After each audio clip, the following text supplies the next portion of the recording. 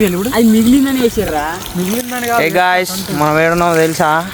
ఇంద్రమ్మ ఇల్లుకి స్లాబ్ పడ్డది. ఇవాళ స్లాబ్కి నీళ్ళు పడుతున్నాడు మనోడు.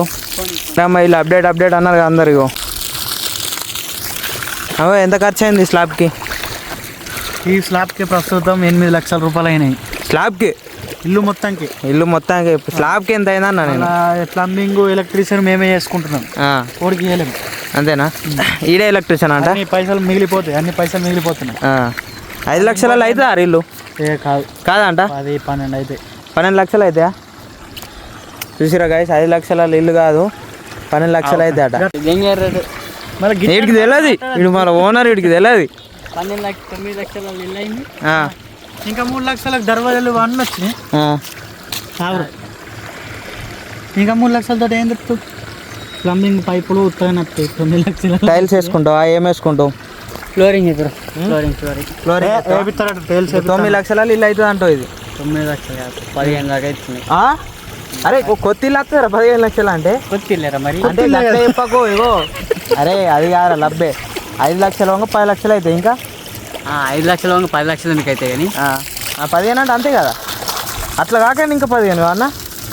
కాదురా ఈ లాంగ్ ఇడు అన్న అబద్ధాలు చెప్తుండు. కానీ 8 లక్షలకు మాట్లాడుకున్నారు ఇల్లు కాంట్రాక్ట్.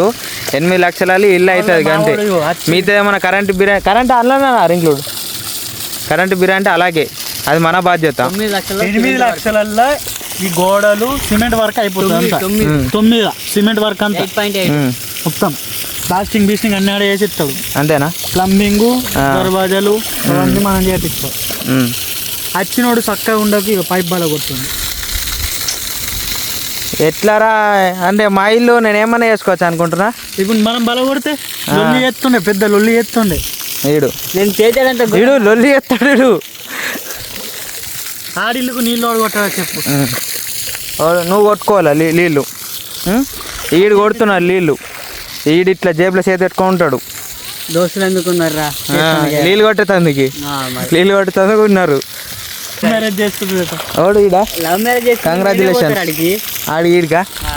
మీడేమో కష్టపడి నీళ్ళు కొడతాడు ఇల్లుకి. స్లాబ్ అయిన రోజు చికెన్ ఇచ్చిన దావత్ తినేందుకు కూడా పిల్లలేడు.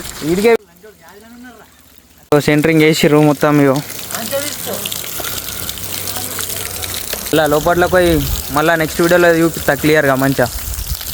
అంతవరకు ఇదే బ్లాగ్, మినీ బ్లాగ్. ఇక చలో నెక్స్ట్ బ్లాగ్లో మళ్ళీ డీపో కలుద్దాం ఈ ఇంద్రమిల్లు గురించి. అంతవరకు బై.